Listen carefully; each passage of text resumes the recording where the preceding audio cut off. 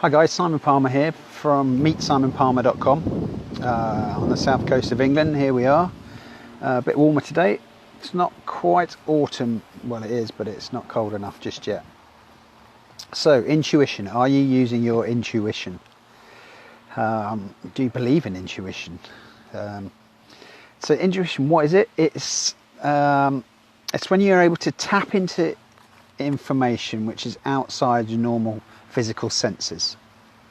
Okay, so and when you're in flow, or in the zone, when you're happy in the now and you have a vision for the future, that's when you're in flow. Your intuition seems to get activated. Hi Britt, how you doing? Yeah, you're good at using your intuition. And it's not just coincidences that you notice, but it's almost like the universe has your back.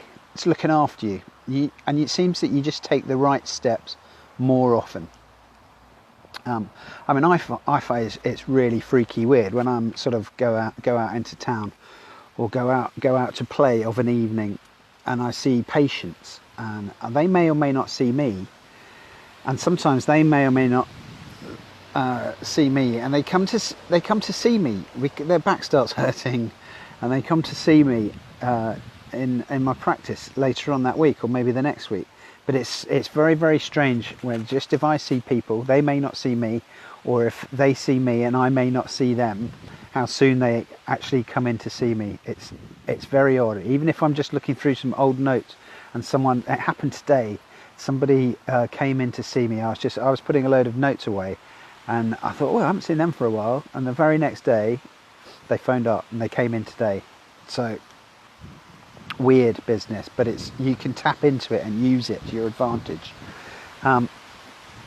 When there's big, strange changes of energy, love those hearts, Britt. Awesome. Keep them coming. When there's big changes in the world consciousness, like strange things, like where a lot of people are affected, like when Princess Diana was killed in that tunnel in Paris. What they noticed in random number generators was there was a sort of little blip. The results were outside of the normal range, and when the Super Bowl's on in the States, then there's some strange things which are outside the normal variations of these number generation, random number generation machines. So it's a bit odd, and nobody really understands it. I expect your fingers sore because of all those hearts. Yeah, well, maybe. There was Cliff.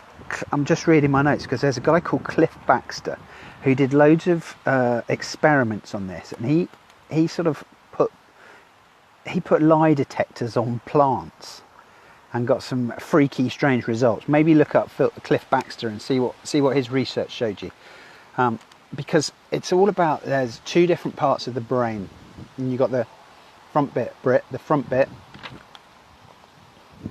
Yeah, loving those hearts, sore finger.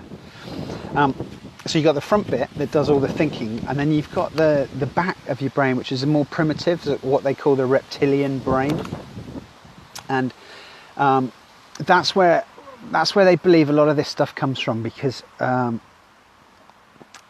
it was much more useful back in the day when 40,000 years ago probably. You can knock all this stuff. You could say, okay, well, if you're a psychic, why don't you go and find the $1 million check that's buried in the ground somewhere? But what this intuition does is it doesn't raise your levels from 25% to 100%.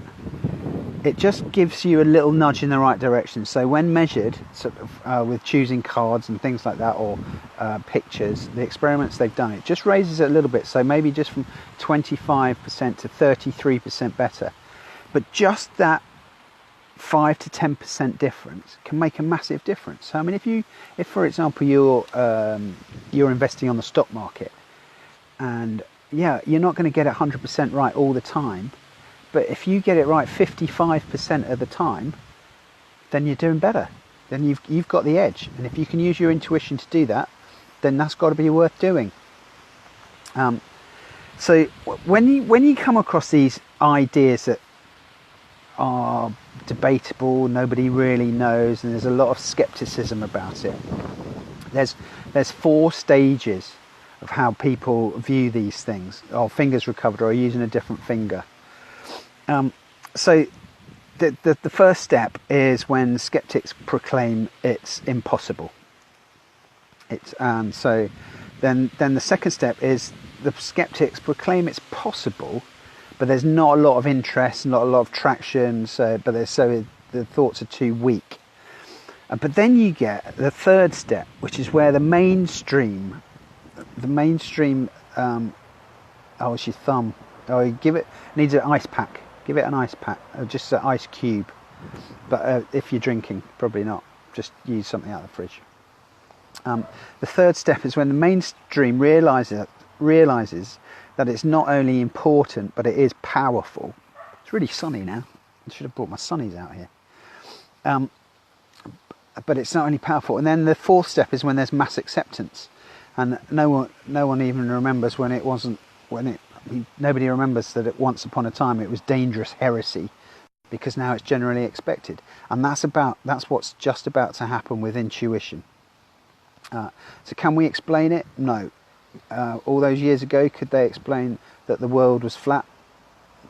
No, they couldn't, because it wasn't. But a lot of people thought it was flat until they realised, and now obviously everybody realises it isn't.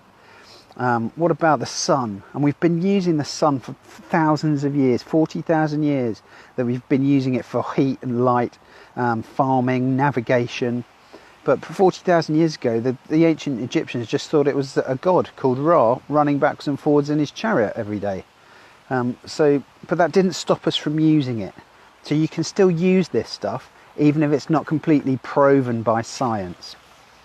So it is real, it does work, and it is powerful. And I use it a lot in my practice with patients. If I'm not entirely sure of what the diagnosis might be, then I tend to sort of just think about it. I just put the thought in the back of my head. I just stop thinking about it so much in here and put the thought more to the back of your head. You probably notice it when you can't think of a name. If you just don't think so strongly here and think a little bit more from the back of your head, just leave it in your subconscious, and then the answer pops out later on. That's how you can use your intuition. You can ask it questions, and the more you use it, the better you'll get and the more effective it'll be. So keep your mind open, be open-minded about it, and if you do think it's nonsense, then maybe try and suspend your disbelief. So that's a little bit about intuition. Please press the button up here and get some notifications next time I'm live. That would be cool. Share it. I think that's a button down there, bottom left, button to share. It's great to share these messages, because even if it's not relevant for you, it might be relevant for someone you know. But the other thing is, I've got my webinar tomorrow. Really exciting. You excited, Britt? It's going to be super cool. I've even done some slides with some photos on. My PowerPoint skills are amazing. Oh dear, I need a haircut. So I'm not sure if I'll get it done by tomorrow for the webinar, but maybe I should. So come along, say hello on the webinar. Register at meetsimonpalmer.com/webinar. Go and visit that link and register. Come along Thursday, tomorrow afternoon in the States, tomorrow evening, so Thursday afternoon straight evening in the UK. Come along, say hello, and I will see you all then or on the next one. Thanks for watching.